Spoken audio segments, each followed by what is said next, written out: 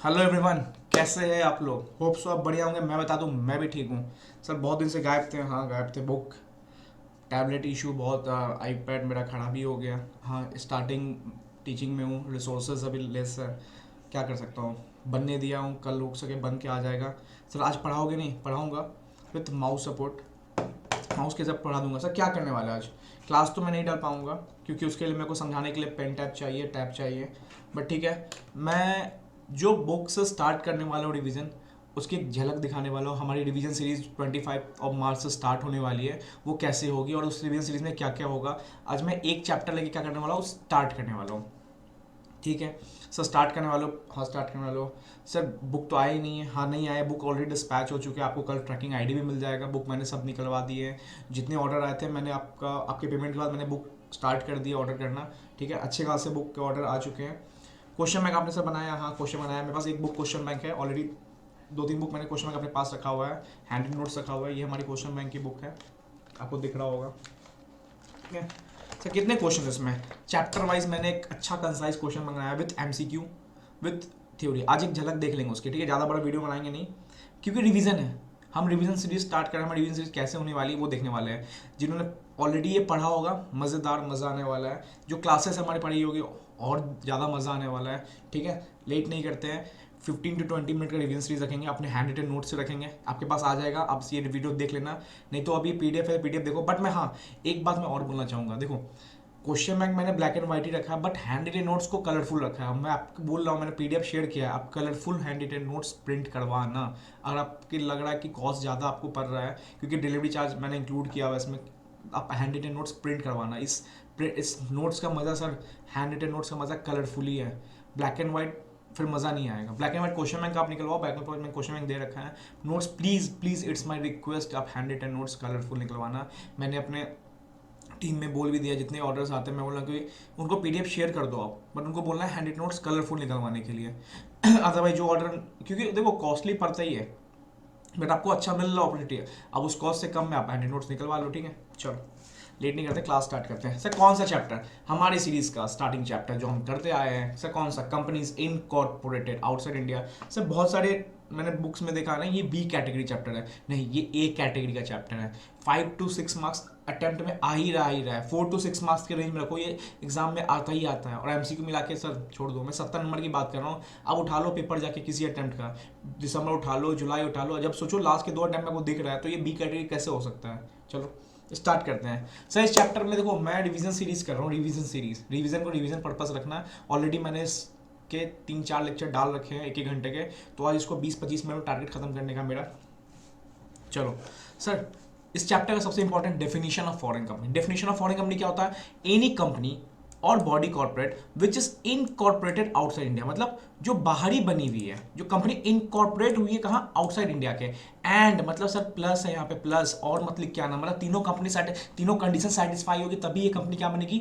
Foreign company. Otherwise ये condition satisfy company क्या बनी?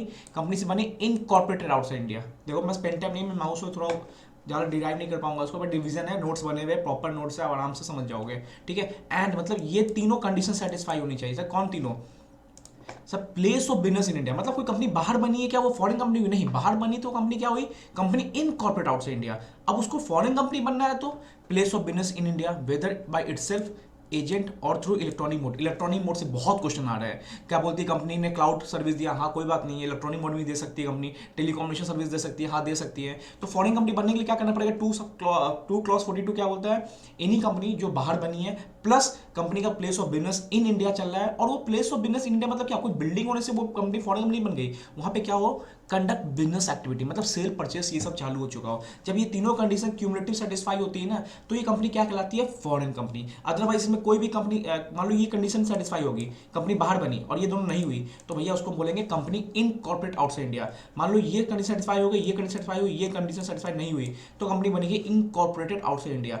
फॉरेन कंपनी बनने के लिए भैया तीनों कंडीशन, हाथ उठाना, बोलना company incorporate outside India plus place of business in India plus conduct any business activity in India. ठीक है, चलो मैंने लिखा हुआ है, इफ तीनों condition, if three condition collectivity not satisfy, then it will be called as only company incorporate outside India. नहीं satisfy हुई तीनों साथ में तो भैया ठीक है, इन कंपनी इनकॉर्पोरेट आउटसाइड इंडिया कहलाएगी, कंपनी बाहर बनी होगी तो, and not foreign company. Foreign company नहीं बनेगी वो। ठीक है, चलो एग्जाम्पल लिया था मैंने। अब हाँ, इसमें एक 379 का सेक्शन है, ये पॉइंट है, ठीक है। क्या है, एक चीज़ में बहुत ट्रिकी पॉइंट है, मतलब कंपनी बाहर बनी हुई है, ठीक है, नो डाउट कंपनी बनी है कहाँ, कंपनी बनी है दुबई, दुबई में कंपनी बनी है, that's company name is all Habibi, example है अल हबीबी, ठीक है।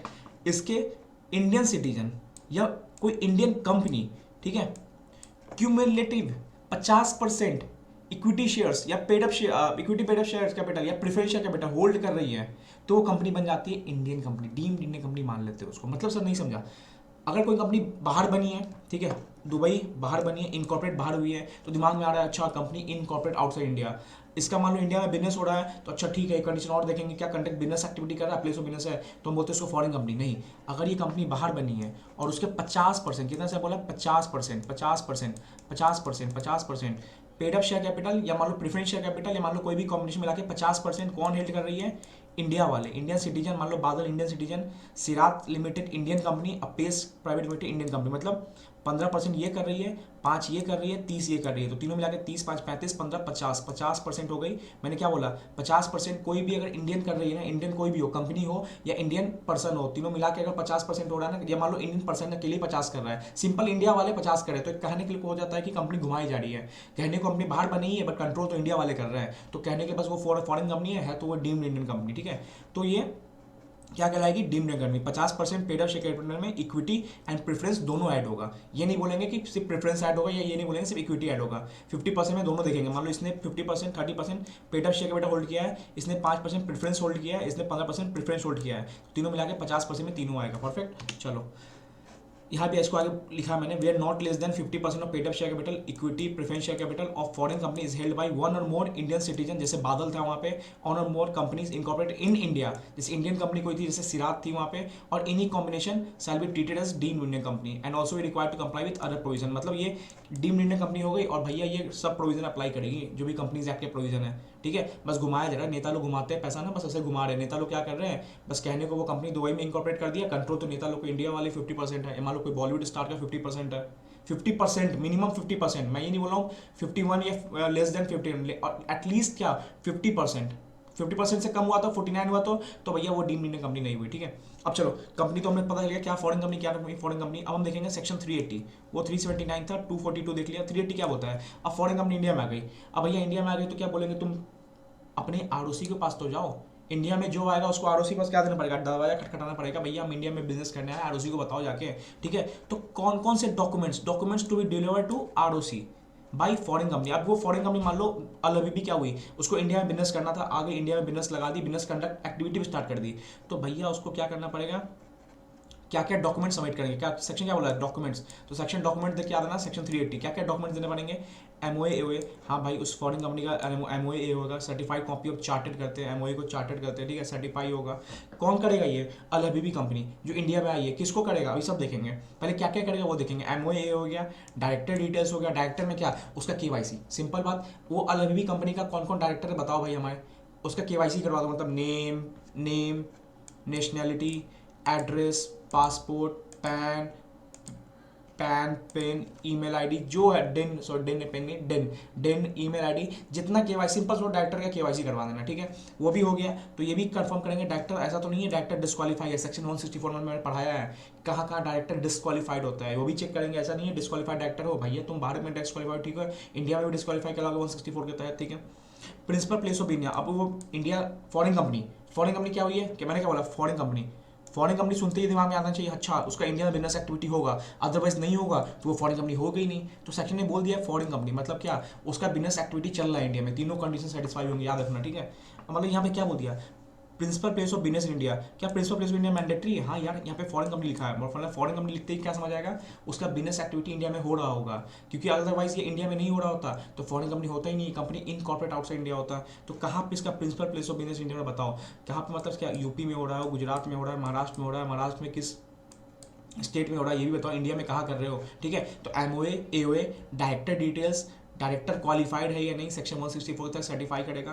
Principal place of business in India, क्या कहाँ कहाँ उसके प्रिंसिपल प्लेस है, अल हबीबी की मान लो दुबई कंपनी है, वो इंडिया में मथुरा में बिजनेस कर रही है, यूपी में कर रही है, बिहार में कर रही है, पंजाब में कर रही है, कोलकाता कर रही है, चंडीगढ़ कर रही है, सब बताना पड़ेगा, ठीक है। एंड एड्रेस ऑफ प्लेस, ये भी बताना है किस एड्रेस पे है, ठीक है। दिल्ली मयूर विहार सेक्टर 543 जो भी है, लक्ष्मी नगर कहाँ पे, हाउस नंबर ये बताओ, ये सब बताओ, दिस बताओ, डेट बताओ, पूरा बताओ कहाँ पे इंडिया में बिजनेस कर, हमें तो पता चले तुम कहाँ पे बिजनेस खोल रहे हो इंडिया में, ठीक है। और इंडिया में एक एजेंट अपॉइंट करना पड़ेगा, दैट्स कॉल्ड ऑथराइज रिप्रेजेंटेटिव। मतलब ये मान लो फॉरेन कंपनी बाहर वाली है, अब मान लो कुछ कांड कर दिया उसने, कांड कर दिया तो भाई किसको पकड़ेंगे, बाहर सिंगापुर में जाएंगे और दुबई जाएंगे, नहीं, वो पर्सन क्या करेगी, इंडिया में एक बंदा को अपॉइंट करेगी जिसके फॉरेन कंपनी के बिहाफ में वो सारे नोटिसेस, सारे रिटर्न्स के बारे में रिस्पॉन्सिबल वही बंदा होगा, ठीक है। यहाँ पे मान लो मिस्टर राजेश करे कोई अपॉइंट हो गया, अब मान लो फॉरेन कंपनी कोई कांड करेगी तो राजेश जी को उठा के लेके जाएंगे हम। इसका एक सेक्शन आगे पढ़ेंगे 383 384 है कि मान लो फॉरेन कंपनी कोई नोटिस डिलीवर करना है, हमने राजेश जी को दे दिया, ये डीम्ड हो जाएगा भैया राजेश जी ने फॉरेन कंपनी को पहुंचा दिया होगा, तो फॉरेन कंपनी ये ऑब्लिगेशन नहीं उठा सकती भाई हमें नोटिस नहीं मिला। अब एग्जाम में ज्यादातर ये आता है, सुनो क्या है, with in 30 days of becoming foreign company, मतलब फॉरेन कंपनी इंडिया में आके फॉरेन कंपनी बन चुकी है, मतलब कैसे बन गई फॉरेन कंपनी, वो place of conduct business India भी कर रही है, place of business in India भी है, कंपनी इनकॉर्पोरेट आउटसाइड इंडिया है, फॉरेन कंपनी बन चुकी है, मान लो 1 अप्रैल को आई, 1 अप्रैल से लेकर 30 अप्रैल तक टाइम है भैया, 30 दिन के अंदर क्या करो, submit to New Delhi ROC. Sir वो कंपनी है ना कोलकाता में बिजनेस कर रही है, कोई बात नहीं न्यू दिल्ली आरओसी जाना है। सर कंपनी मुंबई में बिजनेस कर रही है, कोई बात नहीं न्यू दिल्ली आरओसी जाना है, ठीक है। एक चीज और दिखाना है, ये एमसीक्यू याद रखो, मैंने एमसीक्यू भी लिख रखा है कि हाँ ये एमसीक्यू बहुत आता है, ठीक है। एमसीक्यू भी याद रखना, बहुत अच्छे से नोट्स होना है भाई, क्या बताऊँ, चलो चलो। अब क्या एक एक चीज और बताना, मतलब पास्ट रिकॉर्ड हिस्ट्री दिखाओ, किसको, आरओसी को, किसको, आरओसी को क्या दिखाना हिस्ट्री में, opening of place of business in India, मतलब सिंपल बात, opening of place of business, मतलब पहले कहाँ कहाँ तुमने ओपनिंग किया था प्लेस ऑफ बिजनेस इंडिया में, और closing of place of business, क्यों पता करना है, ऐसा तो नहीं है कि इंडिया में पहले तुम आके कुछ काम करके भाग गए हो और तुम फिर से इंडिया में लूटने आए हो, ठीक है। इसलिए हमें पास्ट रिकॉर्ड भी दिखाना पड़ता है फॉरेन, मान लो नई नई फॉरेन कंपनी आई, पहले इंडिया में कभी आई नहीं थी, कोई बात नहीं, कोई ओपनिंग कोई क्लोजिंग नहीं होगा, बट पहले मान लो 2014 में आई थी, बहुत सारे लोग पैसे लेके भाग गए, तो कुछ closing place of business India हमें हम पहले सतर्क हो जाएंगे, आरओसी पहले सतर्क हो जाएगी, फिर से कांड करने आई है, ठीक है,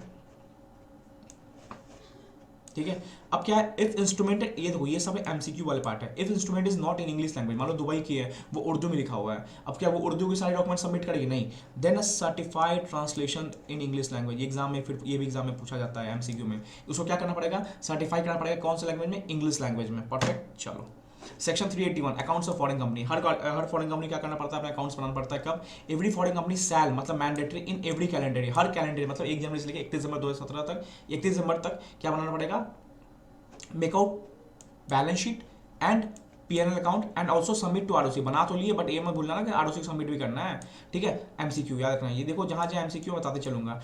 A foreign company shall prepare its financial statement as per Schedule 3. Schedule 3 जरूरी नहीं है इंडियन कंपनी को एप्लीकेबल होगा, फॉरेन कंपनी बाहर से आई है इंडिया में बिजनेस कर रही है, तो जो अपने बैलेंस शीट और पीएनएल बनाओगे ना, ये वाला balance sheet and PNL mandatory बनाना पड़ेगा, कब, एवरी कैलेंडर ईयर, ये भी एमसीक्यू में आ सकता है कि एवरी फाइनेंशियल नहीं एवरी कैलेंडर ईयर बनाना पड़ेगा और सबमिट करेगा आरओसी को भी। शेड्यूल 3 को फॉलो करते चलना, शेड्यूल 3 को फॉलो करते जाना, ठीक है।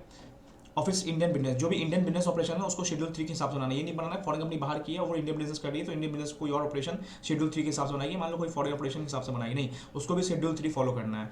प्लस अब कुछ बातें बोल दी, देखो ये सेक्शन की बातें बोला 381 के तहत कि ये करना है, क्या क्या करना है, बैलेंस शीट पीएनएल क्या करना है एवरी कैलेंडर ईयर में, शेड्यूल 3 को फॉलो कर देना, प्लस रूल्स की बातें लिख दी, एग्जाम में इसने हिट कर दिया ये क्वेश्चन को कि क्या क्या रूल्स में क्या क्या बातें लिखेगी जो आरओसी को सबमिट करना पड़ेगा। Statement of related party transaction, भैया उस फॉरेन कंपनी की कौन कौन सी रिलेटेड पार्टीज है, हम भी तो देखें, ऐसा तो नहीं होगा मान लो रिलेटेड पार्टीज मतलब क्या होता है भाई, होल्डिंग सब्सिडरी के एमपी कौन कौन सी है, हम भी तो पता लगा कैसे नहीं वो इनडायरेक्ट कंट्रोल भी बन रहा हो फॉरेन कंपनी का, तो रिलेटेड पार्टी ट्रांजेक्शन पता करेंगे। चौथा रिपैट्रिएशन ऑफ प्रॉफिट, हम ये देखेंगे भैया फॉरेन कंपनी इंडिया में कितना कमा रही है, इंडिया मान लो 6 लाख कमा रही है, उसमें से 6 लाख में से बाहर कितना ले जा रही है, इंडिया में तो मान लो 6 लाख कमा रही है, बाहर मान लो 5,90,000 ले जा रही है, इंडिया में 10 बचा, भैया तुम इंडिया में 6 लाख कमा के इंडिया में 10,000 यूज कर रहे हो, 5,90,000 बाहर ले जा रहे हो, मतलब इंडिया के रिसोर्सेज यूज कर रहे हो, इंडिया का एम्प्लॉयमेंट यूज कर रहे हो और उसमें प्रॉफिट जो हो रहा है उसका 95% बाहर ले जा रहे हो, 10% इंडिया में है, तो हमें ये भी जानना पड़ा, आरओसी को जानना पड़ता है, आरओसी को जानना है, क्योंकि क्या पता है कभी इंडियन कंपनी बाहर जाएगी तो इंडियन कंपनी के पास आइडिया तो होना चाहिए कि फॉरेन कंपनी ये करती है। और statement of transfer of funds, sir transfer funds मतलब मान लो कोई फॉरेन कंपनी इंडिया में बिजनेस ऑपरेशन कर रही है, वो बिजनेस ऑपरेशन अच्छे लोगों के लिए कर रही है, ठीक है, अच्छे लोगों मतलब मतलब सिंपल सी बात है, थोड़ा ह्यूमन सीएसआर टाइप की एक्टिविटी कर रही है, अच्छी ह्यूमन एक्टिविटी कर रही है, जो सोशल एक्टिविटी कर रही है। अब उस इंडियन ऑपरेशन वाले लोग ने ना बिजनेस के लिए उसको मिला 50 करोड़ रुपीज़। अब 50 करोड़ में उसने क्या किया ना, 50 करोड़ में से सुनो लिखा सीख नहीं रहा, मैं पूरा ट्राई कर रहा हूँ। 50 करोड़ में से क्या हुआ, उसने 40 करोड़ क्या कर दिया, अल हबीबी को दे दिया और 10 करोड़ क्या किया, इंडिया में यूज़ किया। तो भाई 50 करोड़ तुम्हें मिला इंडियन बिजनेस ऑपरेशन यूज़ करने, तुमने क्या किया, ट्रांसफर कर दिया। 40 करोड़ बाहर अल हबीबी को दे दिया। अब सोचो ना, तुम्हें इंडियन ऑपरेशन करने ही मिला, लोग तुम पे इतना भरोसा करे, तुम इंडिया में ब्रिजेस खोलोगे, ब्रिजेस बनवाओगे, पार्क बनाओगे, तुमने बाहर ट्रांसफर कर दिया है। तो ये सब आरओसी जानना चाहती है, क्या क्या related party transactions, repatriation of profit और statement of transfer of funds. Profit मतलब तुमने भाई कितना कहते नहीं दूध मलाई निकाल के खा लिया तुमने से, प्रॉफिट हुआ और बाहर ले गए, मतलब भाई तुम ऐसे क्यों कर रहे हो, इंडिया का सब कुछ यूज करो तो इंडिया में प्रॉफिट तो कुछ तो रिटेन करके लगाओ पैसा, ठीक है। ठीक है, अकाउंट्स कौन करेगा audit, practice chartered accountant India and shall submit audit financial ROC with in 6 months. MCQ proper आता है ये क्वेश्चन, आज एमसीक्यू भी देखते हैं क्वेश्चन सीरीज में, ठीक है। क्या कौन करेगा accounts audit, normal chartered accountant India, कितने महीने में, 6 मंथ में। क्यों सर, देख मान लो 31 तारीख को क्या हुआ, हमारा बिजनेस खत्म हुआ, ठीक है। 31 तारीख को क्या हुआ, हमारा बिजनेस क्या हुआ, फाइनेंशियल खत्म हुआ। हमें पता है कि बोर्ड मीटिंग तक क्या होता है, कुछ एडजस्टिंग इवेंट्स भी होते हैं। अब ये मान लो कुछ एडजस्टिंग इवेंट्स हुए, ठीक है, MDT7 मान लो कि एनुअल रिटर्न होता है, एडजस्टिंग इवेंट्स हुए, मान लो कि 30/6 तक बोर्ड 3 महीने तक बोर्ड मीटिंग हुआ, कुछ एडजस्टिंग इवेंट्स हुए। अब इस एडजस्टिंग इवेंट्स को भी ऑडिट करेगा ना ऑडिटर, तो इसको भी टाइम मिलना चाहिए। तो कहने याद रखना कि ऑडिटर को अच्छा खासा लंबा टाइम मिलता है। 3 महीने बोर्ड रिपोर्ट हुआ, मान लो कुछ एडजस्टिंग इवेंट्स हो गए, इसको भी तो चेक करना पड़ेगा, इसको चेक करना फिर 3-4 महीने चाहिए ऑडिटर को, तो टोटल मिला के 30/9/2000 जो भी होगा, मतलब 6 मंथ, सिंपल समझो 6 मंथ के अंदर क्या करना है, salary submitted audited financial statement to ROC, 6 month के अंदर आरओसी को सबमिट करना audit financial statement. Display of name, अब भैया फॉरेन कंपनी पाकिस्तान की है, इंडिया में बिजनेस ऑपरेशन, आप जाओगे नहीं जाओगे, डर जाओ, क्या पता बम ब्लास्ट हो जाए, एग्जाम्पल हो भी सकता है, ठीक है, क्या पता बम ब्लास्ट हो जाए, कैसे पता चलेगा। मान लो मैंने बिल्डिंग खड़ा कर दिया, मैं पाकिस्तान से आया हूँ, मैं बोल रहा हूँ कि आओ हमारे यहाँ आओ, गेम खेलो, गेम सेंटर बना रखा है हमने, आपको तो चलो मैंने कुछ नहीं बता रखा है, मैंने बता रखा हाँ गेम सेंटर हमारा, आप बोलेंगे आप कौन, हम बोलेंगे पता नहीं हम कौन। आप आए, गेम खेले, चले गए, बाहर गए, पता चला यार ये तो, आपको पता चला ये तो बिल्डिंग कोई सी पाकिस्तानी की है, तो कैसे पता चलेगा, तो पता चलना चाहिए। मतलब क्या, display of name of foreign company, कहाँ कहाँ डिस्प्ले करना पड़ेगा, every foreign company shall exhibit on outside of every office, मतलब सर एंट्री गेट पे, सिंपल समझो एंट्री गेट पे, ठीक है। Wait cat is business India, मान लो कि आप मान लो कि आप दिल्ली में निर्माण बिहार कोई प्लेस है, वहाँ पे कोई पाकिस्तानी में आके कंपनी खड़ा की, बॉल प्लेइंग सेंटर करके प्लेइंग गेम खेलते हैं वहाँ पे, तो आपको उस प्लेस पे है ना, एंट्री गेट पे आउटसाइड ऑफ एवरी ऑफिस बाहर ही बताना पड़ेगा क्या, आपकी नेम ऑफ कंपनी, भैया मान लो Pakistan.Bomb.Limited, ठीक है। कंट्री इन विच कंपनी, मतलब कंट्री कौन कंट्री में इनकॉर्पोरेट हुई है, दैट इज पाकिस्तान।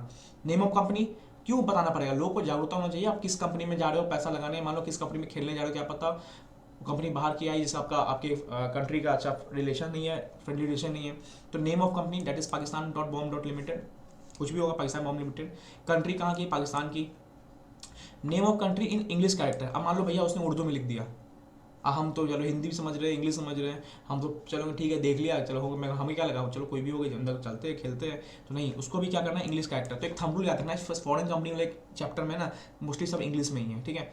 अब डिटेल्स और ऑल्सो भी स्टेटिंग कंपनी डॉक्यूमेंट्स, अब ये डिटेल्स जरूरी नहीं है ये आउटसाइड ऑफ एवरी ऑफिस ही होंगे, ये डिटेल आपके कहाँ होंगे, लेटर हेड में भी होंगे, बिल्स में भी होंगे, इनवॉइसेस में भी होंगे, ETC में भी होंगे। क्या क्या details, name of company, country कहाँ की कंट्री बनी है, Pakistan.Limited, नीचे क्या कंट्री में पाकिस्तान, और नेम ऑफ कंट्री साल इंग्लिश लेटर है, उर्दू होगा तो सो भैया इंग्लिश में करवाओ, ठीक है। और किस किस में छपेगा ये चीज़, लेटर हेड में, आपके लेटर हेड में आप जो लेटर हेड करोगे साइन वाइन करोगे उस लेटर हेड में, और बिल्स, आप जो भी बिल्स काटोगे ना उस पर लिखना पड़ेगा आपके कंपनी का नाम क्या और कहाँ की कंपनी है, ठीक है।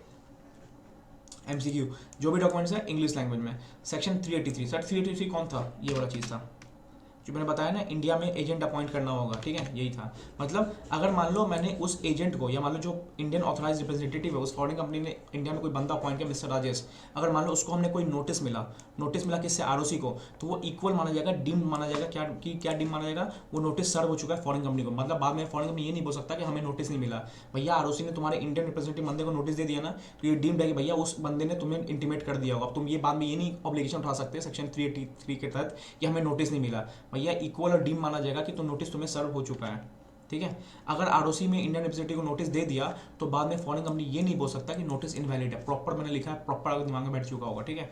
Any notice other documents required to be served on foreign company shall be deemed to be submitted served on its address to any person under section 283, ठीक है। चलो सेक्शन 384, वेट,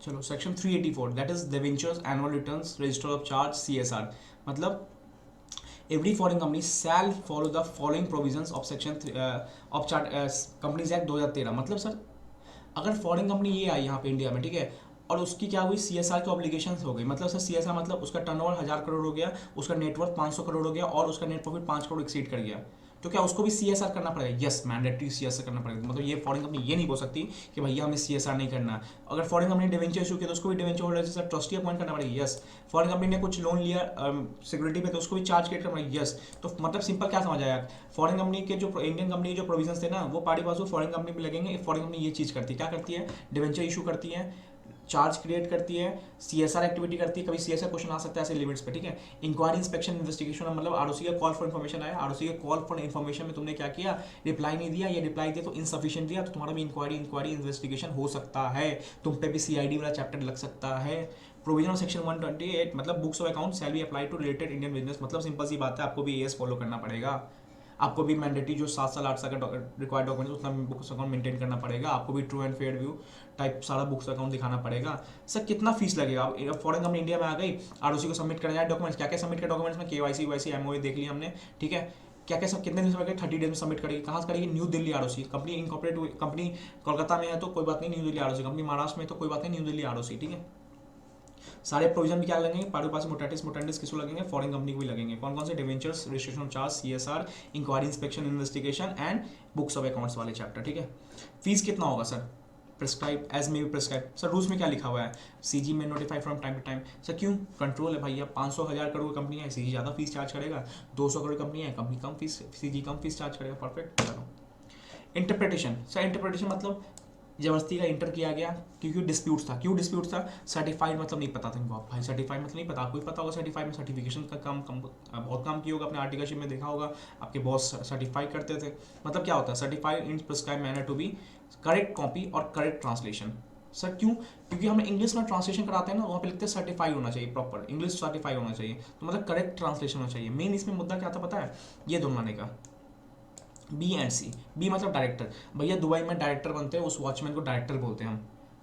हमने बताया कि फॉरेन कंपनी इंडिया में आती है ना तो डायरेक्टर की डिटेल्स डालनी पड़ती है। अब भैया वो वॉचमैन डिटेल्स डालेगी, तो ये डायरेक्टर वर्ड को क्लियर किया गया, क्योंकि हर जगह डायरेक्टर मतलब वो नहीं होता जो कंपनी में अपॉइंट होकर बिजनेस डिसीजंस ले।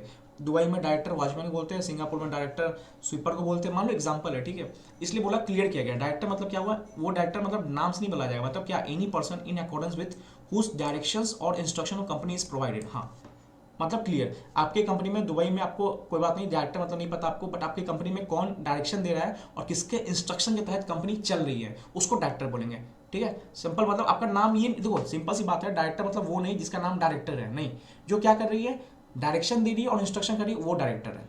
सिंपल सी बात। दुबई में पूछेंगे भैया आपकी कंपनी में डायरेक्शन कौन दे रहा है और इंस्ट्रक्शन कौन दे रहा है, उसको बोला वो डायरेक्टर बनेगा, ये डायरेक्टर है वो। हमारे कंपनीज एक्ट 386 के तहत इंटरप्रिटेशन आया, डायरेक्टर वही होगा। प्लेस ऑफ बिजनेस, यहाँ से क्वेश्चन आना स्टार्ट हो गया। प्लेस ऑफ बिजनेस में दो चीज इंक्लूड किया गया, शेयर ट्रांसफर ऑफिस और रजिस्ट्रेशन ऑफिस।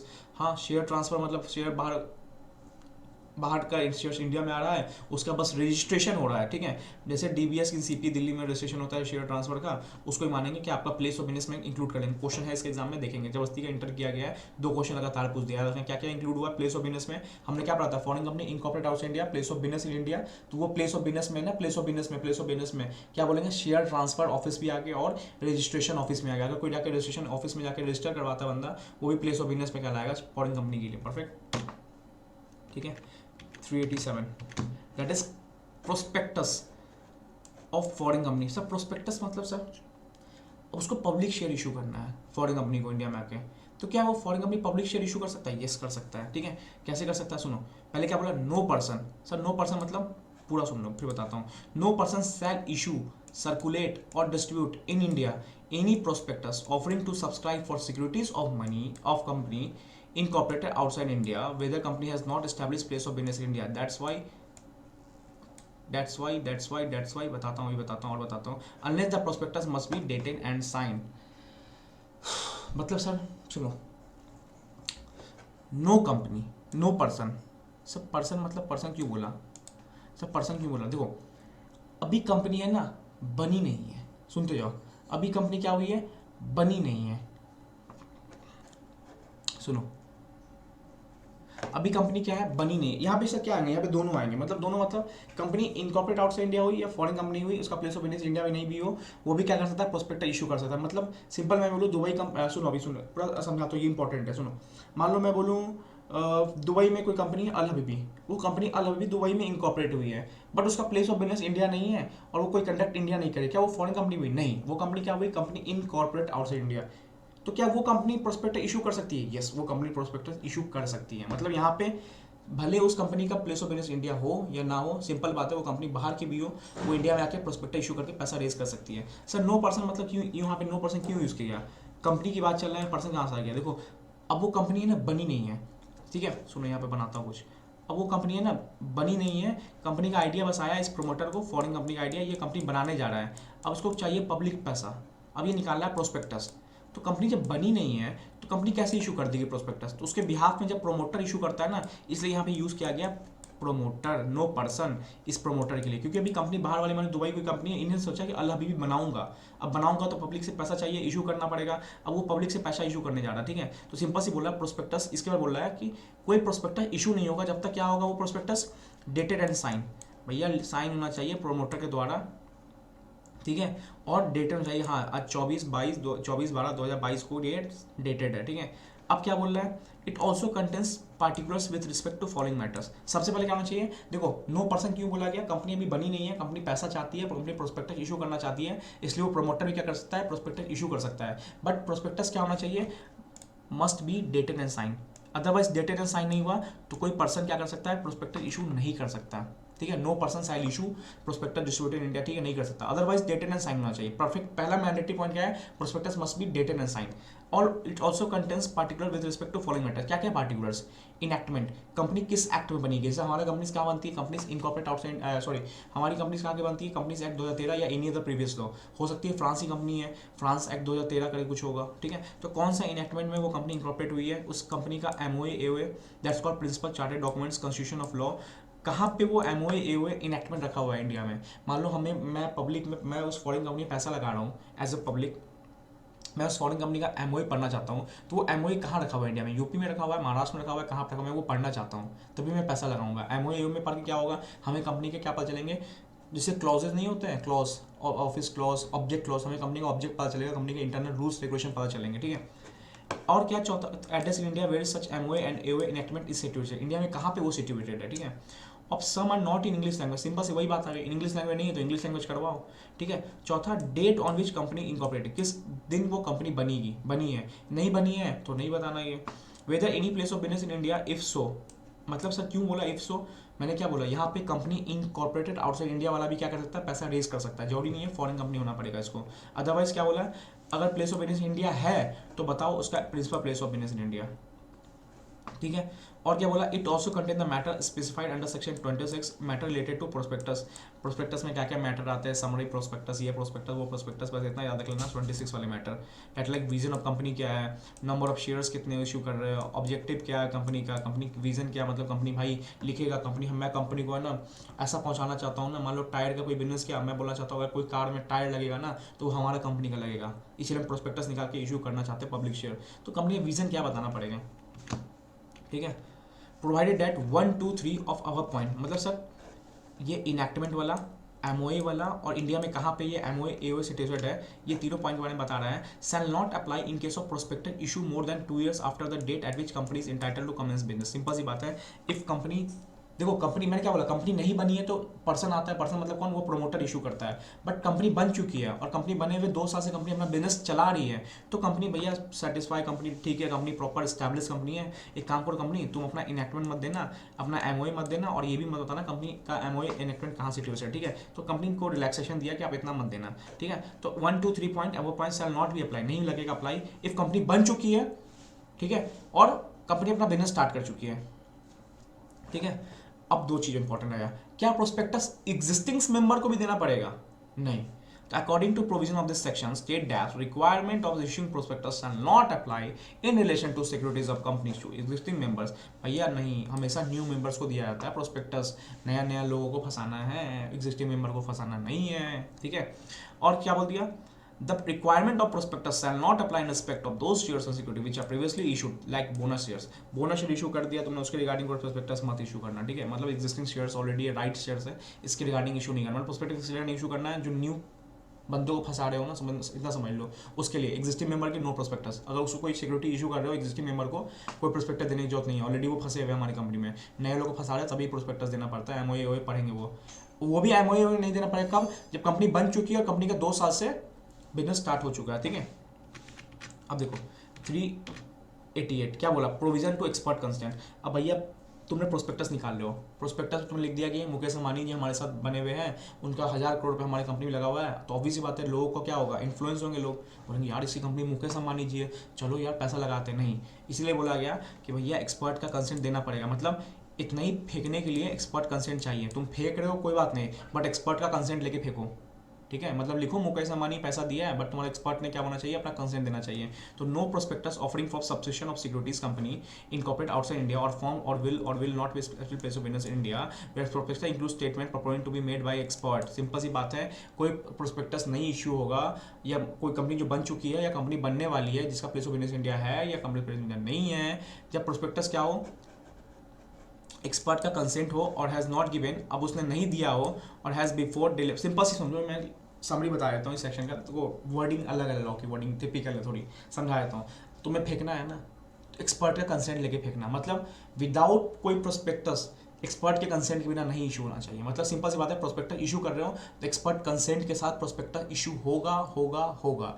अदरवाइज मान लो एक्सपर्ट ने कंसेंट दे दिया, मान लो एक्सपर्ट ने आज कंसेंट दे दिया, इस डेट पे कंसेंट दे दिया, अब यहाँ पे एक्सपर्ट को पता चला ना यार मुकेश अंबानी के बारे में फेंक तो दिया मैंने, फंस जाऊंगा यार मैं, तो यहाँ पे इसने विड्रॉ कर लिया, अब यहाँ पब्लिक इशू हो चुका है, तो कोई बात नहीं ना, इसने अपना विड्रॉ कर लिया ना, प्रोस्पेक्टस इनवैलिड, भैया एक्सपर्ट ने विड्रॉ कर लिया अपना कंसेंट, ठीक है। सिंपल सी बात है, प्रोस्पेक्टस इशू हो रहा है तो एक्सपर्ट कंसेंट चाहिए। अगर एक्सपर्ट ने कंसेंट दे दिया, बाद में विड्रॉ कर दिया, तो भैया फिर से एक्सपर्ट कंसेंट लेके आओ, नहीं लेके आए तो भैया वो वॉइड कराएगा, ठीक है। 388 हो गया। 389, अब भैया उस प्रोस्पेक्टस को रजिस्टर करना पड़ेगा। तुमने प्रोस्पेक्टस पब्लिक को निकाल दिया, सब कुछ निकाल दिया, प्रोस्पेक्टस को क्या करना पड़ेगा, सबसे पहले वो सब करने से पहले रजिस्टर करके जाओ, पब्लिक जाने से पहले क्या करो, प्रोस्पेक्टस रजिस्टर करके जाओ। एग्जाम इस बार क्वेश्चन ये भी पूछ दिया था, ठीक है, इंपॉर्टेंट है एग्जाम के लिए, ठीक है, ठीक है। तो प्रोस्पेक्टस क्या करो, पब्लिक को लेके जाओ, ठीक है। प्रोस्पेक्टस क्या होना चाहिए, सबसे पहले मस्ट बी साइन, किसके द्वारा साइन, 4 में से 3 नंबर आए थे मेरे को इस क्वेश्चन में, अच्छा लिखा था मैंने इसमें, ठीक है। प्रोस्पेक्टस मस्ट बी साइन किसके द्वारा, एक्सपर्ट, जो आपके एक्सपर्ट ने साइन किया होगा 388 के तहत, और या एक चेयरमैन प्लस 2 डायरेक्टर, डायरेक्टर में एग्जीक्यूटिव नॉन एग्जीक्यूटिव दोनों चले, क्योंकि से लिखा 2 डायरेक्टर। और क्या बोला, no prospectus can be issued unless it be satisfied by chairman and 2 director. अगर ये दोनों ने नहीं किया होगा ना तो भैया इशू नहीं होगा। मतलब सिंपल सी बात है, पब्लिक से जाने से पहले प्रोस्पेक्टस को क्या करना पड़ेगा, रजिस्टर करना पड़ेगा, ठीक है। अब कुछ बातें रूल्स में बोली गई, क्या, consent and signature from expert shell also be attach, मतलब सी फॉर कंसेंट, कंसेंट चाहिए ही चाहिए प्रोस्पेक्टस इशू करने में और अटैच करना पड़ेगा। लेकिन सबसे मैंडेटरी क्या है, चेयरमैन और 2 डायरेक्टर। और क्या बोल दिया, अंडर राइटिंग एग्रीमेंट, मतलब सिंपल सी बात है, प्रोस्पेक्टस इशू कर रहे हो, कोई अंडर राइटिंग, देखो मान लो ये कंपनी है, प्रोस्पेक्टस इशू करी, कंपनी कौन, इनकॉर्पोरेट आउटसाइड ने, उसने प्रोस्पेक्टस इशू किया, ये अंडर राइटर है, ये बोला भाई मैं हूँ ना, मैं सारे शेयर बेचवाऊंगा, मैं सारे प्रोस्पेक्टस इशू करवाऊंगा, सारे शेयर बेचवाऊंगा, इसने निकाला 50 शेयर बच गए, तो अंडर राइटर में पता है कि सारे 50 ये खुद खरीद लेता है, तो भैया अंडर राइटर एग्रीमेंट किधर है, आपके शेयर्स खुद खरीद, अंडरराइटर खरीदेगा तो अंडरराइटिंग में shall also be required to be attach, underwriting agreement भी अटैच करना पड़ेगा। तो कंसेंट अटैच करना पड़ेगा एक्सपर्ट का, अंडरराइटिंग एग्रीमेंट अटैच करना पड़ेगा, और other material contract inter with in preceding 2 साल पहले, मतलब 1/4/21 है ना, इसके पीछे 2 साल पहले, ये 2 साल पहले ना जो भी मटेरियल कॉन्ट्रैक्ट हुआ, मटेरियल कॉन्ट्रैक्ट को भी मटेरियल कॉन्ट्रैक्ट, ई मटेरियल कॉन्ट्रैक्ट नहीं, मटेरियल कॉन्ट्रैक्ट डिस्क्लोज करना पड़ेगा। मान लो तुमने 50 करोड़ का ब्रिज बनवाया, तो भैया डिस्क्लोज करो, तुमने 5000 का ब्रिज पे खर्चा करवाया, कोई दिक्कत नहीं है। तो मटेरियल मतलब सिंपल समझो, मटेरियल अमाउंट लग रहा है तुम्हारी कंपनी के टर्नओवर के हिसाब से। और a copy of contract for appointment managing, तुम्हारी कंपनी में मैनेजिंग डायरेक्टर अपॉइंट हुआ ना, MD, that's called executive director, जो बोर्ड अपॉइंट करता है, जो रेटिफाइड बाय जनरल मीटिंग में मेंबर्स करते हैं। तो जो भी कॉपी अपॉइंटमेंट हुआ ना एमडी का, उसका कॉपी ऑफ कॉन्ट्रैक्ट दिखाना, ठीक है। तो रजिस्ट्रेशन प्रोस्पेक्टस शुरू करना है, आरओसी करना पड़ता है। इंपॉर्टेंट क्या है, मस्ट भी साइन होना चाहिए, किसके द्वारा, चेयरमैन प्लस 2 डायरेक्टर, 2 डायरेक्टर में एग्जीक्यूटिव नॉन एग्जीक्यूटिव दोनों चलेगा। और उसके साथ क्या क्या अटैच होना चाहिए, हमारा कंसेंट ऑफ एक्सपर्ट, सिग्नेचर होना चाहिए एक्सपर्ट का, प्लस अंडरराइटिंग एग्रीमेंट, क्योंकि वही बेचवाएगा, सारे प्रोस्पेक्टस को इशू करता है जो शेयर्स बेचवाएगा। Any material contract previous 2 year के जो भी मटेरियल कॉन्ट्रैक्ट है वो सारे, और एमडी का अपॉइंटमेंट। परफेक्ट, चलो ठीक है। 386, 384, 385 हो गया, 386 हो गया, 388 देख लिया हमने, 389 देख लिया, रजिस्ट्रेशन ऑफ प्रोस्पेक्टस, ठीक है। 393 देखते हैं, 387, 390 देखते हैं। Offer of IDR, Indian depository receipt, हम बाहर जाके ग्लोबल डिपोजिटरी सुना होगा आपने, अमेरिकन डिपोजिटरी रिसिप्ट सुना होगा। अब मान लो ये सेक्शन बहुत लेस इंपॉर्टेंट है, ठीक है, ऐसे ही हवा में निकाल देते हैं इसको। बहुत देखो जो मैं इंपॉर्टेंट बोला हूँ वो अभी आने वाला है, ये मान लो आ भी चुका है, पीछे जो होता है सारी इंपॉर्टेंट, मतलब ऑफर ऑफ आइडिया, सीजी में make rules applicable to offer of idea. Indian depository receipt जो भी इशू होने वाले हैं ना, उसके रिगार्डिंग रूल कौन बनाएगा, इंपॉर्टेंट है ये बनाना, याद रखना। सीजी बनाएगा, क्या बनाएगा, रूल्स बनाएगा। Of disclosure in prospectus and manner in which idea shall be deal with depository mode. कौन से मोड में आइडिया होने वाला है, कौन सब रूल कौन बना रहा है, सीजी बना रहा है। एंड बाय कस्टेडियन और अंडरराइटर और द मैनर ऑफ सेल, कैसा सेल होने वाला है, transfer of idea by company incorporated outside India and compiled bye direction में। सिंपल समझो, आरबीआई क्या करने वाला है, and rules given by SEBI, तीन लोग इन्वॉल्व होते हैं। सीजी क्या बनाना है, रूल्स बनाने वाला है, क्या कौन से रूल्स बनाने वाला है, कि क्या किस मैनर में डिस्क्लोजर होना है प्रोस्पेक्टस में आइडिया का, किस मैनर में आइडिया क्या होना है, इशू होना है डिपोजिटरी मोड में, कैसे मोड में, and by custodian and by underwriter regarding कौन कौन से रूल बनाने हैं, सब कौन बना रहा है, सीजी बना रहा है। सेल के भी कैसे बनाने वाला है, ट्रांसफर कैसे होने वाला है आइडिया का, कौन बना रहा है, सीजी बनाने वाला है, ठीक है। और सुनो, and also comply with direction issued by RBI. अब आरबीआई बीच में आएगा ही आएगा, बाहर वाला का आइडिया इशू कर रहा है तो आरबीआई बीच में आएगा ही आएगा, जब दो कंट्री के बीच में कुछ भी हो रहा है तो। एंड रूल्स कौन देगा, सेबी। सेबी कौन होता है, रेगुलेटरी बॉडी होता है। तो सेबी क्या बनाएगा, रेगुलेशंस बनाएगा कि हाँ इसके रिगार्डिंग कैसे होगा। तो सीजी, आरबीआई, सेबी, कैसे सेल होना है, कैसे ट्रांसफर होना है, कैसे डिपोजिटरी मोड में जाना है, क्या करना है, सब सीजी बनाएगा, ठीक है। 391 हमने पढ़ा था सर, याद है, 34 से 36 अपने प्रोस्पेक्टस इंटर आईपीसीसी, इंटर बोलो आईपीसीसी में, कोई भी प्रोस्पेक्टस गलत इशू होगा तो क्रिमिनल लॉ सिविल लाइबिलिटी लग जाता है, ठीक है। तो according to section 391 of companies act 2013, section 34 to 36, section 34, 36 and chapter 20, the provision of section 34 to 36 shall apply to the issue of prospectus by a company incorporate outside India, ठीक है। Simple सी बात है, जो कंपनी बाहर issue हो रही है ना उस पर भी अप्लाई होगा सेक्शन 34 से 36, जो प्रोस्पेक्टर इशू कर रही है, जो रजिस्ट्रेशन ऑफ प्रोस्पेक्टस करवाती है, ठीक है। The issue of IDR bye foreign company, और क्या होगा, आईडीआर के लिए भी क्या होगा, दोनों जगह प्रोस्पेक्टस रिगार्डिंग लॉ बना हुआ है। तो प्रोविजन 34 to 36 अप्लाई होने वाला कब कब, जब रजिस्ट्रेशन ऑफ प्रोस्पेक्टस कराते हो जो बाहर वाली कंपनी करवाती है, और जब आईडीआर इशू करता है बाय फॉरेन कंपनी, दोनों जगह क्या होगा, 34 to 36 अप्लीकेबल। 34 36 होता क्या वो देखते हैं। 34 होता है क्रिमिनल प्रोसीडिंग्स, मतलब फ्रॉड इंटेंशन, मतलब जहां मान लो साई लिमिटेड में अंबानी गेन करेगा, ये गलत लिखा है, अंबानी ज्वाइन करेगा, ये गलत लिखा हुआ है, ठीक है। तो ये गलत डाल रहे हो ना, फ्रॉड इंटेंशन जबरदस्ती का कर रहे हो, तो ये तुम्हारा क्रिमिनल प्रोसीडिंग। 35 क्या है, सिविल प्रोसीडिंग, मतलब अनइंटेंशनल फ्रॉड, गलती से नहीं हुआ है, अनइंटेंशनली किया है तुमने, ठीक है। 36 क्या होता है, डील्स विद पनिशमेंट, कैसे पनिशमेंट मिलने वाला है, for inducing person to invest money. तुमने पर्सन बोल दिया कि करना करना, हमारी कंपनी है ना एक का डबल कर देती है, 21 दिन में डबल पैसा कर देती है, करना करना, ऐसा करने पे 36 का प्रोविजन लगेगा। मतलब section 336 power to wind up foreign companies also attach and shall also apply mutandis to place of business India.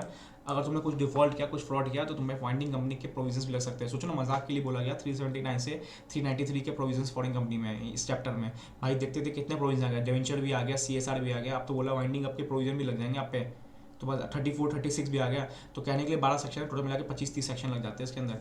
IDR कौन इशू करेगा, सीजी रूल्स बनाएगा, प्लस आरबीआई गाइडलाइंस होंगे, प्लस सेबी के रेगुलेशंस होंगे, ठीक है। किस मैनर के लिए, manner in which IDR shall be deal with in depository mode में, कैसे डील होगा डिपोजिटरी मोड वो देखेंगे। एंड बाय कस्टडियन बीच में आता है वो देखेंगे। और अंडरराइटर के क्या रूल होगा आईडीआर के लिए, और क्या मैनर ऑफ सेल होगा, कैसे होगा, कैश बैंक कैसे होगा, ये सब देखेंगे, ठीक है। 391 में क्या होता है, पनिशमेंट मिलता है 34 से 36 में, फ्रॉड किया तो 34, सिविल के लिए 35। अब मान लो किसी को बोला करना करना, पैसा लगाना 36, ठीक है। वाइंडिंग अप भी हो सकता है। 392 क्या, पनिशमेंट फॉर कंट्रवेशन। मैंने मना करता हूँ कोई पनिशमेंट याद करने के लिए, बट यहाँ पे अमेंडमेंट था, मैं बोलूँगा पनिशमेंट याद कर लेना, यहाँ से जेल की प्रोविजन हटा चुकी है, ठीक है। मतलब without prejudice of provision of section 391, मतलब 391 के लिए अलग से है। मतलब अगर तुमने 391 में कुछ किया ना, मतलब ये वाले में इसमें कुछ किया ना तुमने, इसमें कुछ किया ना, तो भैया इसका प्रोविजन छोड़ के, मतलब इसमें तुम्हारा अलग से फ्रॉड का लगेगा जो पेनल्टी होगा, ठीक है। तो इसको छोड़ते हुए, मतलब 391 को छोड़ते हुए, if a foreign company contravenes the provision chapter, ये मतलब उसके अलावा 391 के अलावा, क्योंकि 391 में अलग से पेनल्टी है, 34 से 36 में फ्रॉड वाली 447 में चली जाएगी। 391 को छोड़ते हुए फॉरेन कंपनी इस सेक्शन में कोई भी फ्रॉड करती है, इस चैप्टर में कोई फ्रॉड करती है, मान लो कोई भी गलती करती है, मान लो डॉक्यूमेंट्स नहीं सबमिट किए 382 में, या मान लो नाम नहीं रखा अपने कंपनी के आगे, बिजनेस के बाहर आउटसाइड ऑफिस में नाम नहीं लगा रखा, तो उसको क्या करना पड़ेगा, the foreign company shall be punishable with fine not less than 1 lakh rupees, but which may extend up to 3 lakh rupees, 1 lakh से 3 lakh. And in case of continuing offence, अपना ऑफेंस चलते रहेगा तो 50,000 तक एवरीडे लग सकता है। ऑफिसर ऑफ फॉरेन कंपनी जो डिफॉल्ट किया उसको 25,000 से लेके बट एक्सटेंड टू 5 लाख तक लग सकता है, ठीक है। तो ये याद करना, 1 लाख से 3 लाख प्लस 50,000 रेडी, यहाँ पे नीचे क्या 25,000 से 5 लाख, ठीक है। अब याद रखना, बस ये अमेंडमेंट याद रखना, अब ऑफिसर को इम्प्रिजमेंट नहीं होगा, पहले यहाँ पे इम्प्रिजमेंट भी होता था, ठीक है। ये लेटेस्ट अमेंडमेंट है, ठीक है। 393 क्या है भैया, फॉरेन कंपनी ने ना कोई एक्ट को फॉलो नहीं किया, मतलब फॉरेन कंपनी ने आरओसी को डॉक्यूमेंट्स नहीं सबमिट किए 30 डेज में, या मान लो फॉरेन कंपनी ने अपने आउटसाइड बिजनेस में ना नाम नहीं डाला रखा, मतलब फॉरेन कंपनी ने कोई भी डिफॉल्ट किया, मतलब कोई फेलियर किया, मतलब ये बहुत इंपॉर्टेंट है, मेरे को चांसेस ज़्यादा है। Any failure by company to comply with provisions of this chapter shall not affect the validity of any contract, बताता हूँ, ठीक है। डीलिंग और transaction inter to any company liability can be to be sued in respect thereof, but company shall not entitled to bring any suit, claim any set off, make any counter claim or any institute any legal proceeding in respect of any such contract, dealing or transactions until the company shall comply with provision of this act। बताता हूँ, सुनो, खुन गया ना सुन के ऐसी wording, इसीलिए बताता हूँ, रिवीजन सीरीज है। सुनो क्या बोल रहा है, क्लास में अच्छे से बताया था, मतलब मान लो मैकडोनल्ड है, इंडिया में बिजनेस कर रही है, मयूर विहार में उसका क्या है अपना ऑफिस है, बर्गर खिलाती है अच्छे से, ठीक है। अब उस मैकडोनल्ड ने ना 30 डेज हो गए आरओसी को ना डॉक्यूमेंट सबमिट नहीं किए, 45th डे चल रहा है, मान लो मैकडोनल्ड में ना 10 बंदे घुसे तोड़ फोड़ करके चले गए, अब वो मैकडोनल्ड है ना आरओसी पास जा रही है, कंप्लेन कर रही है इधर उधर कि भैया वो 35 बंदे आए थे तोड़ फोड़ कर चले गए। तो मान लो उनसे पूछा गया आपने कंप्लाई किया था फॉरेन कंपनी के सारे प्रोविजंस का, आपने आरओसी को सबमिट किया डॉक्यूमेंट, बोलता नहीं, तो भैया तो किसी को सू नहीं कर पाओगे, मतलब तुम पे कोई सू करके चला जाएगा, तुम किसी को सू नहीं कर पाओगे, ठीक है, याद रखना। तो मतलब तुमने कोई भी प्रोविजंस, मतलब any failure by company to comply with provision, तुमने कोई भी फेलियर किया होगा ना comply of the provision of this chapter, इस चैप्टर वाले में, मतलब सेक्शन 379 से 392 वाले में, ठीक है। Shall not affect the validity of any contract, भाई तुम्हारा कोई कॉन्ट्रैक्ट वैलिड नहीं होगा, तुम कोई भी सू नहीं करवाओ किसी पे, तो समझे। फॉरेन कंपनी इंडिया में बिजनेस करने आई हो ना, तो प्रॉपर से रहो, सारा प्रोविजंस को फॉलो करो, सब कुछ ध्यान दो, तभी तुम पे कोई तोड़ फोड़ किया तुम उस पर क्या कर सकते हो, केस कर सकते हो, अदरवाइज तुम किसी को केस वेस नहीं कर सकते, वो तुम पे जरूर केस कर सकता है। सिंपल बात है, सारे प्रोविजंस को फॉलो करना, डॉक्यूमेंट टाइम पे सबमिट करना, अपने कंपनी के बाहर नाम रखना, ठीक है, ठीक है। चलो 393 इंपॉर्टेंट सेक्शन है भैया, बाहर से कोई फॉरेन कंपनी आ रही थी इंडिया में बिजनेस करने, तो उन्होंने बोले मोदी जी मेरे को 382 पसंद नहीं है, मेरे को 383 पसंद नहीं है यार, ये क्या कर रहे हो यार, इतना भारी प्रोविजन लगा रहे हो, आरओसी को सबमिट करो, मान लो रिलेटेड पार्टी ट्रांजेक्शन के डेटा देना पड़ेगा, रिपेटिशन ऑफ प्रॉफिट का डेटा देना पड़ेगा, यार ये मज़ा नहीं आ रहा यार, मैं सारा कॉन्फिडेंशियलिटी ब्रीच हो जाएगा। तो मोदी जी चाहे तो, मतलब सेंट्रल गवर्नमेंट चाहे तो मैंडेटरी नहीं है, by notification exempt any class of foreign company incorporate outside India or to be incorporated outside India, whether the company has not established place of business in India, these exemptions may be specified in the notification and copies sub notification shall be deemed to both houses of parliament। मतलब simple सी बात है, मोदी जी चाहे तो किसी भी foreign company पे और किसी भी company incorporate outside India पे, सर इसको अलग क्यों लिखा गया दोनों को, क्योंकि ये सेक्शन 387 पे अप्लीकेबल होता है, मतलब जब प्रोस्पेक्टस इशू करते हैं ना तो वहाँ पे company incorporate outside India, मतलब सिंपल सी बात है, कोई कंपनी बाहर भी बनी होगी ना उसके लिए भी प्रोस्पेक्टस वाले सेक्शन के भी अलग से दोनों लिखा गया था। फॉरेन कंपनी मतलब क्या, जब तीनों कंडीशन सेटिस्फाई हो, company incorporate outside India क्या मतलब जब एक कंडीशन कोई भी सेटिस्फाई हो जाए, मतलब एक कंडीशन ऊपर वाली जो कंपनी बाहर बनती है बस वो सेटिस्फाई हो उसके लिए। तो बोला गया मोदी जी क्या कर सकते हैं, किसी भी सेक्शन या किसी भी प्रोविजन क्या कर सकते हैं, एग्जेम्प्ट कर सकते हैं, ठीक है। तो central government by notification exempt any class of foreign company, ठीक है। दिस एक्सपेंशन में certify and slide both houses of parliament पे डाल के उसको क्या कर सकते हैं, एग्जेम्पशन दे सकते हैं अंडर दिस चैप्टर, इस चैप्टर के अंदर जो भी एग्जेम्पशन देना हो मोदी जी दे सकते हैं, मैंडेटरी नहीं है, वॉलंटरी है। परफेक्ट, देखो थोड़ा डिटेल जाना पड़ेगा, ठीक है।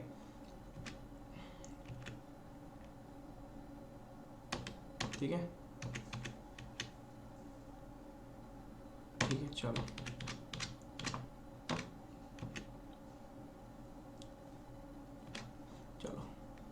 वही 393 को मैंने एक जगह और डिफाइन कर दिया था, failure to comply not affect the validity of contract, मतलब any failure by company to comply with provision of the chapter shall not affect the validity of any contract, वही वाला है, आपको प्रोविजन में कोई फेल किया आपने तो आपका कोई किसी को सू नहीं कर पाएगा, मतलब सेक्शन 397 तो 393 में फॉरेन कंपनी में डिफॉल्ट किया, 377 तो 393 फॉरेन कंपनी कोई डिफॉल्ट किया तो कॉन्ट्रैक्ट इंटर वैलिड नहीं रहेगा, foreign company can not sue others but can be sued, वो किसी को सू नहीं कर पाएगा बट वो सूड हो सकता है, ठीक है। चलो क्वेश्चंस देख ले, चलो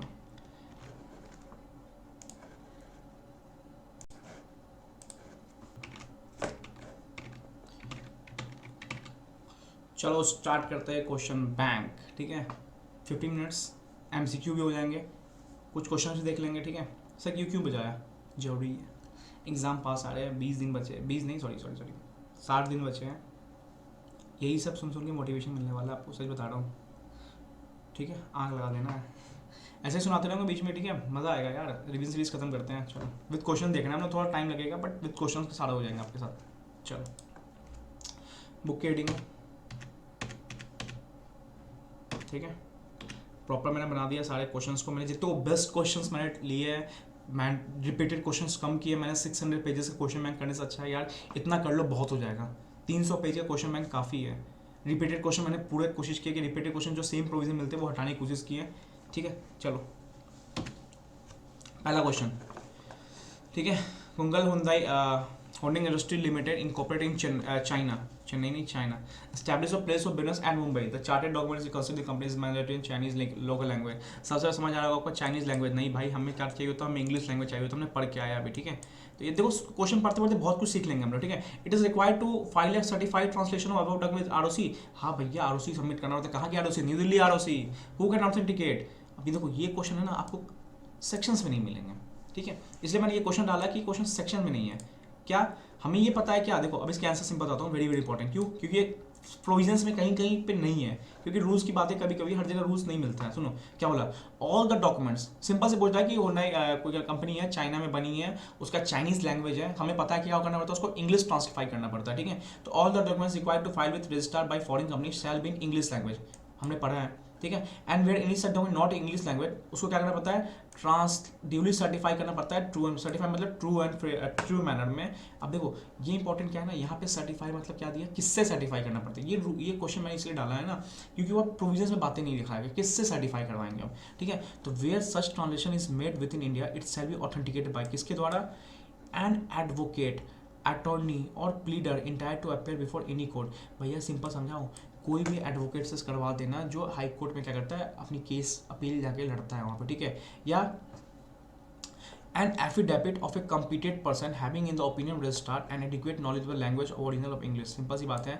जो इंग्लिश का अच्छा खासा नॉलेज रख रहा है ना, उससे कह लो एफिडेविट ले लो, ठीक है, उसे कह लो एफिडेविट ले लो कि हाँ तुमने क्या कर रहे हो, तुम इसको इंग्लिश लैंग्वेज में कन्वर्ट कर रहे हो, जिसको रजिस्ट्रार मतलब आरओसी के तहत वो पर्सन कॉम्पिटेंट है। अब वो पर्सन कॉम्पिटेंट कौन है उतना याद करने की जरूरत नहीं है, ठीक है। तो किसके किसके द्वारा, मतलब सिंपल से बोला, हाँ हमें पहले लिखा कि यस चाइनीज लैंग्वेज है, इंग्लिश लैंग्वेज करना पड़ेगा। अब किसके द्वारा सर्टिफाई करना पड़ेगा, हमें कोई एडवोकेट के द्वारा सर्टिफाई करना पड़ेगा जो हाईकोर्ट में अपील करता है, या मान लो कोई भी अटॉर्नी है, कोई भी प्लीडर उसके द्वारा हाईकोर्ट में अपील करने जाता हो, या मान लो सेकंड कोई पर्सन कॉम्पिटेंट पर्सन आरओसी की नज़र में जो इंग्लिश में उसको ट्रांसलेट करके दे, ठीक है।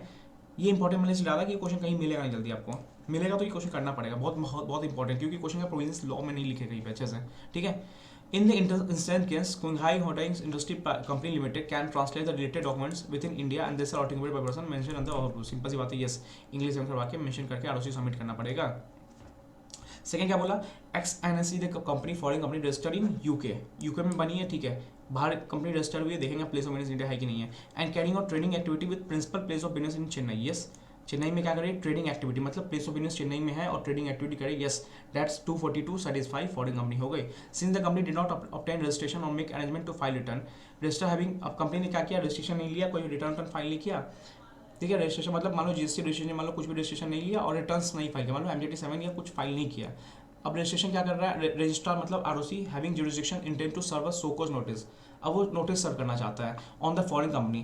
तो as standing council for the department advise the registrar on valid serving on notice. Simple बताऊँ कौन सा सेक्शन कर रहा है, 383, मतलब सिंपल बात है, जो फॉरेन कंपनी ने अपना नाम ऑथराइज रिप्रेजेंटेटिव नाम दिया होगा ना किसी बंदे का, जैसे मिस्टर राजेश थे वहाँ पे, उनका नाम पे क्या कर सकता है फॉरेन कंपनी आरओसी उनको नोटिस भेज के क्या कर सकता है, फॉरेन कंपनी पे नोटिस सर्व कर सकता है। देखो अकॉर्डिंग सेक्शन 383 एनी, देखो सिंपल बात है, कंपनी क्या कर रही है, डिफॉल्ट कर रही है, कोई भी गलती कर रही है, रिटर्न ऑर्डर फाइल नहीं कर रही है। अब फॉरेन कंपनी में नोटिस करने से अच्छा है कि फॉरेन कंपनी जो नाम दिया होगा ना आरओसी के पास मिस्टर राजेश जी का, उसको नोटिस सर्व कर दो, आरओसी को बताओ कि हाँ राजेश जी को नोटिस सर्व कर दो, फॉरेन कंपनी को डीम्ड हो जाएगा, तो ठीक है।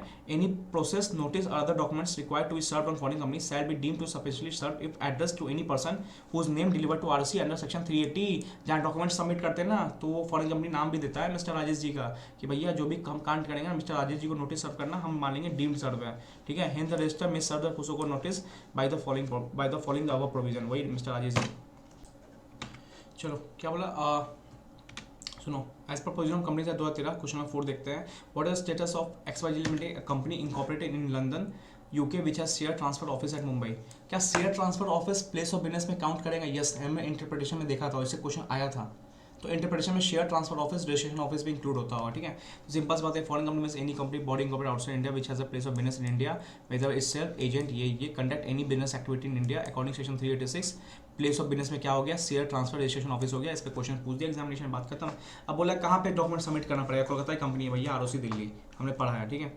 अब ये क्या बोल रहा है सुनो, DEJY company incorporated in Singapore, ठीक है, बाहर इनकॉर्पोरेट हुई है। Desire to establish a place of business at Mumbai, Mumbai में करना चाह रही है बिजनेस अपना। You're being a practising chartered accountant have appointed by the company as a liaison officer. Liaison officer क्या होता है बताता हूँ, बीच का जो ब्रोकर होता है ना, जो हमने शेयर परचेस करवाता है, लिएजन ऑफिसर वही होता है चार्टर्ड अकाउंटेंट। उनकी बात सुनेगा, कंपनी में क्या क्या करवाना है ये देखेगा, उनको बताएगा। सिंपल से बीच में क्या होगा, चार्टर्ड अकाउंटेंट खड़ा है, कंपनी बाहर वाली आई इंडिया में मान लो कुछ करना पड़ेगा, कॉन्ट्रैक्टर से डील लिया, तो ये सीए बीच में क्या करता है, मीडियोकर का काम करता है, ठीक है। लिएजन ऑफिसर वही होता है।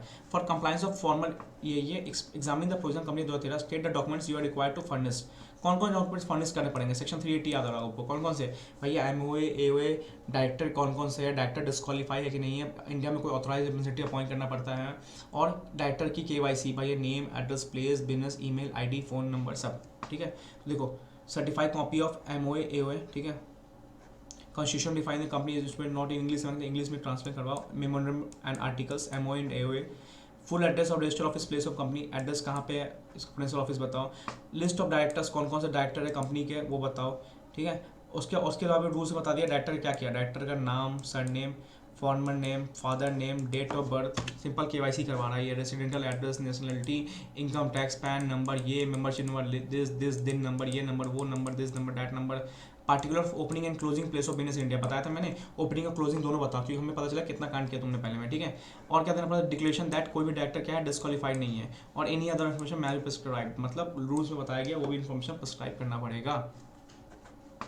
ये इंपॉर्टेंट था क्योंकि यहाँ पे ना नोटिस सर्व होता है, जो भी पर्सन नेम एड्रेस दिया है ना, वन मोर रेजिडेंट इंडिया, उसको भी सर, जो सिंपल सी बात है, बाहर फॉरेन कंपनी को इंडिया में एक बंदा का नाम देना पड़ता है और उसका एड्रेस देना पड़ता है, ठीक है, जो क्या हो उसके बिहाफ में, authorise to accept on behalf the company service of process and any notice, company behalf में क्या करेगा, नोटिस सर्व करेगा, ठीक है।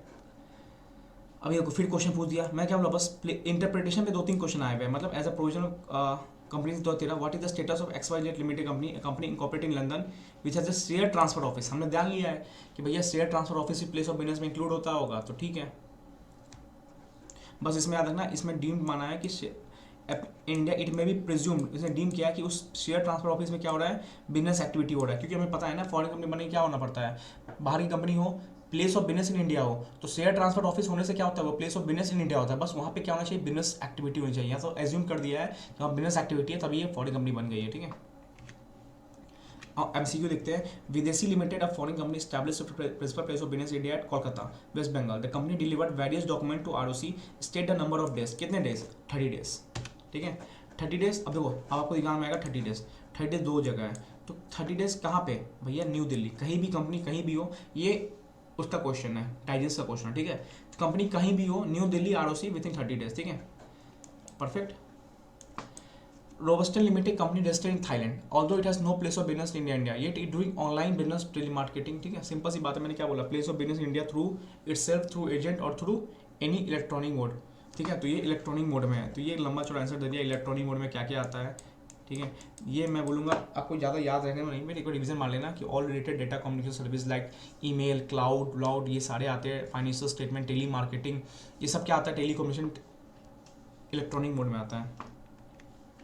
ये दिसंबर 21 का क्वेश्चन आ चुका था एग्जाम में कि गैलिलियो लिमिटेड, मतलब इसी टाइप का आया था, ठीक है, Galileo limited foreign company Germany establish place of business Mumbai, explain the relevant provision and rules made in the preparation of financial statement. हमें पता है एवरी कैलेंडर में क्या करना पड़ता है, बैलेंस शीट P&L बनाना पड़ता है, प्लस रूल्स में बातें लिखी गई, रूल्स की बातें क्या है, रिलेटेड पाई ट्रांजेक्शन, ये सब, ठीक है, यही सब है, रिलेटेड स्टेटमेंट और रिलेटेड पाई ट्रांजेक्शन, रिपैट्रिएशन ऑफ प्रॉफिट और transfer of funds, all document 6 months के अंदर क्या करना पड़ता है, आरओसी को सबमिट करना पड़ता है, बस लंबी चौड़ी बातें रूल में लिखी गई है, ठीक है, हमने सब पढ़ लिया। Every foreign company sign every calendar क्या बना था, बैलेंस शीट बनाएगी, प्रॉफिट एंड लॉस बनाएगी, रजिस्टर को सबमिट करेगी, रूल्स की डेफिनेशंस डाल दी यहाँ पे, ठीक है, कुछ नहीं है। ये देखते हैं MTP X limited foreign company along with financial 2021 Indian business have to file statement of related party transaction repatriation profit, इतना लेटेस्ट बाई कब 6 मंथ्स, ठीक है, 6 months from the financial year, मतलब 30 सितंबर, ठीक है। 1 नंबर क्वेश्चन आया था, ठीक है। In which the following case the issue prospectus by company incorporated outside will be invalid in law provision of section इतना इतना इतना इतना, बताओ, ठीक है। देखो, in which the following cases the issue of prospectus by a company incorporated outside India will be invalid in law considering the provisions of chapter 22 of Companies Act इतना इतना। The consent to the issue of prospectus required from any person expert is attached, हाँ चाहिए ही चाहिए हमें। एक company incorporated outside India not having place of business in India, कोई बात नहीं, प्रोस्पेक्टस इशू करता है कंपनी, कोई भी बाहरी कंपनी जोड़ी नहीं हो, फॉरेन कंपनी हो, फॉरेन कंपनी मतलब प्लेस ऑफ बिजनेस इंडिया हो। एक company to be incorporated outside India, हाँ टू बी इनकॉर्पोरेट मतलब अभी इनकॉर्पोरेट होने जा रही है, उसके बिहाफ में प्रमोटर करते हैं, हमने पढ़ा था नो पर्सन, ठीक है। बी क्या है, in case whether prospectus is signed by the duly authorised agent of the director and the copy of power attorney is not as a copy prospectus to be delivered to registration, नहीं ये नहीं होगा, ऐसा कुछ नहीं था, ठीक है, कि उसके एजेंट आएंगे, डायरेक्टर के पावर ऑफ कॉपी अटर्नी लगेगा, not agent with proper prospectus, ये नहीं होगा, ठीक है। मतलब ये हमने देखा था ना, यहाँ प्रोस्पेक्टस इशू कर सकता है, ये भी प्रोस्पेक्टस इशू कर सकता है, यहाँ पे केस कंपनी को आउटसाइड इंडिया कंसेंट चाहिए ही चाहिए होता है एक्सपर्ट का। इन case whether prospectus signed by the duly authorised agent of director and the copy of power attorney is not attach, भैया जब एजेंट, देखो सिंपल सी बात है, हमने क्या पढ़ा था, चेयरमैन प्लस 2 डायरेक्टर करते हैं, बट एक रूल्स की बात है और थी, मैं यहाँ बताता हूँ, डायरेक्टर के बिहाफ में ना उसका कोई एजेंट कर सकता है, बट उसको ना पावर ऑफ अटॉर्नी लगाना पड़ता है। अब इसने क्या बोला, पावर ऑफ अटॉर्नी अटैच नहीं है, तो भैया ये गलत है, ठीक है। चलो कुछ क्वेश्चन देख ही लेते हैं, मैंने मोस्टली देखो ये सेम क्वेश्चन था, रूल्स वाली क्वेश्चन था, ठीक है। चार्टर्ड अकाउंटेंट 6 मंथ्स में करेगा, ये देख लो, ये मेरे को चांसेस है ना आ सकता है, गारंटीड है, ये एग्जाम में देखने को मिल सकता है मेरे अंदाज से, क्योंकि मुझे लगा इस अटेम्प्ट में आएगा ये। सिंपल देखो क्या बोला, 379 आपको याद आ होगा, बादल सिरात लिमिटेड, इंडियन सिटीजन 10% किया, इंडियन कंपनी 40 किया, दोनों मिला क्या हो गया 50। अब भैया 50 हो गया, हमने क्या पढ़ा था, 50 paid up share waiter preference share waiter held by Indian citizen या इंडियन कंपनी, या मान लो एनी कॉम्बिनेशन, वो क्या कंपनी क्या बन जाती है, डीम्ड इंडियन कंपनी बन जाती है, ठीक है। तो पहले क्या पूछा, वेदर द प्रोविजन चैप्टर इतना इतना एप्लीकेबल ऑन द टोकुशिया मोटर लिमिटेड, यस भैया 50% हो गई, ये चैप्टर क्या पूरा कंपनी एक्ट एप्लीकेबल होगा क्योंकि डीम्ड इंडियन कंपनी हो गई, ठीक है। तो ये सारा ज्ञान लिखा है। In the given case the company was incorporated in Japan, भले वो कंपनी कहाँ हुई है, बाहर जापान में हुई है, however its share capital not less than 50% held by Indian citizen and इतना इतना इतना, the all the provision of chapter shall be applicable on it, ठीक है। तो सब सिंपल सी बात है, 50% हो गया ना, तो सारा प्रोविजन चैप्टर का लगेगा, ऑल्दो कंपनीज एक्ट भी लगेगा पूरा। और क्या क्वेश्चन क्या बोला, what documents are required to be file by register of company, simple सी बात है, केवाईसी डायरेक्टर का एमओए एओए यही सब है, देखो एमओए एओए इंग्लिश में लेना पड़ेगा, full address principal list of director, name address of कोई भी ओपन हुआ जो भी इंडिया में पर्सन अपॉइंट हो रहा है, full address of company in India, particular opening and closing, मैंने क्या बोला, डिक्लेरेशन दैट डायरेक्टर नहीं डिस्क्वालीफाई है एनी अदर मैटर, ठीक है। तो ये पढ़ा हुआ सब। By what time shall be file, 30 days, ठीक है, 30 डेज, देखो लिखा हुआ 30 डेज ऑफ सच इतना इतना इतना, ठीक है। तो मेन इंपॉर्टेंट क्या था इसमें, ये वाला, कोई बाहर की कंपनी क्यों ना हो, अगर कोई इंडियन सिटीजन या इंडियन कंपनी मिला के 50% होल्ड कर रही है, तो वो कंपनी बाहर की नहीं इंडियन कंपनी बन जाती है। तो इस चैप्टर के प्रोविजन छोड़ो, ये पूरा एक्टिव लगेगा उस पर इंडियन कंपनी का, ठीक है। ये पढ़ा हुआ है कि हाँ व्हाट डॉक्यूमेंट्स एट मुंबई, नहीं मैं क्या बोला, मुंबई कोलकाता चेन्नई बेंगलोर कहीं भी हो, कहाँ जाना है, दिल्ली आरओसी, ठीक है। तो दिल्ली आरओसी, ठीक है, इंपॉर्टेंट यही भी यही था। फाइनेंशियल स्टेटमेंट हमने देख लिया था, format of financial statement as per schedule 3, ये मैंने वो बताया भी था, शेड्यूल 3 के हिसाब से बनेगा, ठीक है। ये दिखा हुआ है जो इंपॉर्टेंट है कोई, ठीक है। तो मोस्टली हमने देख लिया, 2-3 एमसीक्यू भी देख लिए। यहाँ पर 6 मंथ्स में करना पड़ता है, जो भी ट्रांसफर ऑफ फंड्स मान लो जो भी ऑडिटेड होता है वो 6 मंथ्स में करना पड़ता है फाइनेंशियल स्टेटमेंट को, ये हमने देख लिया। ये देख लिया 30 डेज करना पड़ता है, आरओसी न्यू दिल्ली करना पड़ता है। तो कुछ क्वेश्चंस भी देख लिए, रिवीजन भी हो गया। आई डोंट थिंक सबसे बेस्ट है ये, सबसे बेस्ट क्वेश्चन देखने वाला है ना। देखो 242 सबसे इंपॉर्टेंट है, देखो हर जगह आपको 242 का रेफरेंस कहीं ना कहीं मिलेगा, और 380 बहुत ज़्यादा चलता है डॉक्यूमेंटेशन वाला, ठीक है। चलो पढ़ो, मेरा टैबलेट ठीक होता है, मैं कल बन के आ गया, ठीक हो गया, तो मैं कल से क्लास अपलोड कर दूंगा। परसों आ गया, परसों लास्ट मैंने बोल रखा है कि नहीं तो मैं न्यू ऑर्डर कर दूंगा, मैं न्यू आ जाएगा तो मैं न्यू क्लास अपलोड स्टार्ट कर दूंगा, ठीक है।